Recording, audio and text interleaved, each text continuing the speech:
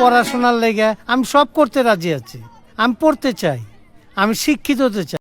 ঢালিউডের খল অভিনেতা মনোয়ার হোসেন ডিপজল অনেক বছর হলো তাকে আর নেতিবাচক চরিত্রে পাওয়া যায় না। আগের মতো নিয়মিত অভিনয়ও করেন না তিনি, যা করেছেন সেটা ইতিবাচক চরিত্র। সম্প্রতি হঠাৎ করে স্কুল ড্রেস পরে ক্লাস করতে দেখা গেছে তাকে। নেটিজেনরাও হয়তো বিস্ময়বোধ করছেন ডিপজল স্কুলে গিয়ে এই বয়সে কেন পড়াশোনা করছেন। তবে কি ডিপজলের এটা বাস্তব জীবনের কোনো ঘটনা নয়? এটি অমানুষ হলো মানুষ চলচ্চিত্রের একটি দৃশ্য। গতকাল ফেসবুকে এই সিনেমার একটি অংশ শেয়ার করা হয়েছে ডিপজলের পেজ থেকে। মূলত এই সিনেমায় ডিপজল থাকেন একজন ভয়ঙ্কর সন্ত্রাসী।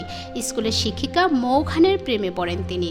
তারপর তার মধ্যে পরিবর্তন শুরু হয়। নানাভাবে ইমপ্রেস করতে শুরু করেন মৌকে।